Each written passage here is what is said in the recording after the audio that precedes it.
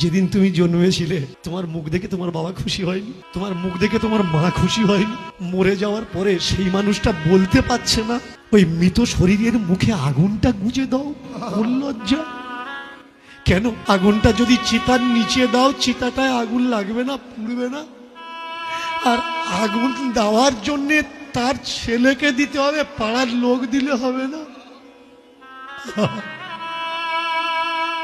কত নির্মম অত্যাচার সমাজের নিয়ম বানিয়ে নিয়ে আমরা মাথায় করে নিয়ে ঘুরছি। ভাই, বন্ধ করো এই ঘৃণার প্রথা। তার বাবার শরীরটা জ্বলবে, তাকে কেন দেখতে দিচ্ছ? তার মায়ের শরীরটা জ্বলবে, তাকে কেন দেখতে দিচ্ছ? ভাই, তাকে বলো না, এই তুই এদিকে আয়, ওদিকে তুই যাবি না, আমি সুখে শান্তিতে খাবো, আর আমার বাবার শরীরটা, আমার মার শরীরটা জ্বলবে, আমি দেখবো কি করে? শুধু তাই নয়, সপ্তাহ করার পরে বেরিয়ে এসে গলায় কাছা নিতে হবে, সাদা কাপড় পরতে হবে। আপনি খাটে শুতে পারবেন না, আপনাকে মাটিতে শুতে হবে। বলুন তো, যার বাবা বাবা করে যে পাগল, মা মা করে যে পাগল, তাকে কখনো বলা লাগবে তুই মাটিতে শুবি কি খাটে শুবি? তার জীবনে আর সুখ থাকে না। সত্যি সত্যি সবে যার বাবা মারা গেছে, মা মারা গেছে, তাকে জিজ্ঞেস করো, ভাই তোর কোথায় শুতে ভালো লাগে রে? সে বলবে আমার কিচ্ছু ভালো লাগে না।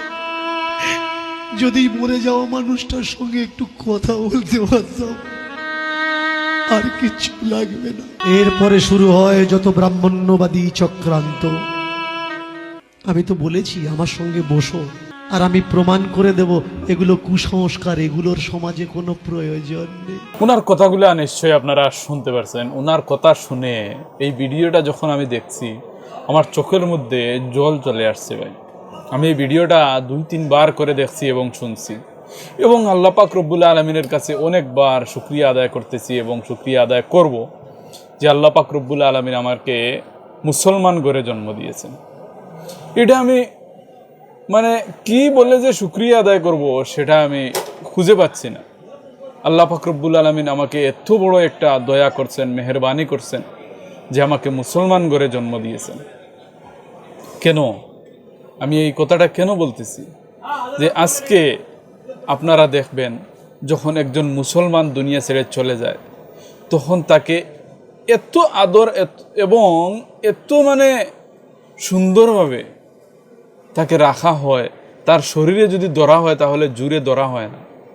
তাকে যদি উপরে তোলা লাগে, কয়েকজন মিলে যখন তুলবে, তখন এমনভাবে তুলবে যাতে এই মানুষটা কষ্ট না পায়। কারণ আমাদের ধর্মে বলা হয়, যদিও মানুষের আত্মাটা চলে যায়, কিন্তু তার দেহ যেটা আছে, এই দেহটায় কি হচ্ছে না হচ্ছে বা এই দেহর মধ্যে কষ্ট হয়, তো এই দেহটা যাই হবে, তার আত্মার মধ্যে এই কষ্টটা লাগবে, সেই কষ্টটা অনুভব করতে পারবে। হয়তো আমাদের মনের মধ্যে বা আমরা দেখতেছি সে দুনিয়া ছেড়ে চলে গেছে, শুধুমাত্র তার এই দেহ থেকে প্রাণটা বেরিয়ে গেছে, কিন্তু সে তার প্রাণটা এখন কিন্তু মরে নাই। মানুষের প্রাণ যেটা আছে এটা কখনো মৃত্যু হয় না।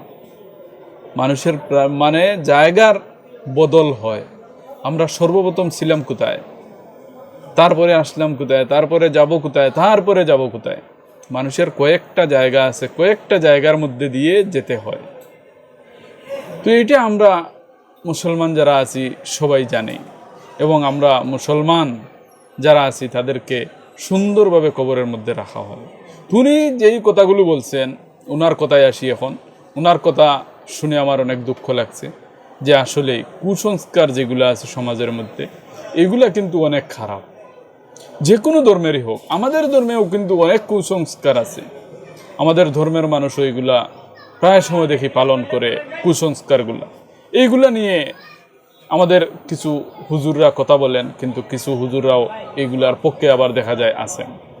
তো উনিও ঠিক একইভাবে কুসংস্কারের বিপক্ষে এবং অনেক হয়তো আছেন। আমি জানি না হিন্দু ধর্মাবলম্বী হিসাবে ওনারা কি বলেন কি করেন, কিন্তু যদিও কোনো কুসংস্কার ওনাদের ধর্মে থাকে, সেটা আসলে অনেক খারাপ। তো ভিডিওটা আপনাদের কাছে কেমন লাগছে কমেন্টের মধ্যে জানাবেন। অনেক কষ্টের একটা ভিডিও, আজকের ভিডিওটা দেখার পর অনেক কষ্ট লাগছে ভাই। তো যদি আপনাদের কাছে ভালো লাগে লাইক করে শেয়ার করে দেবেন।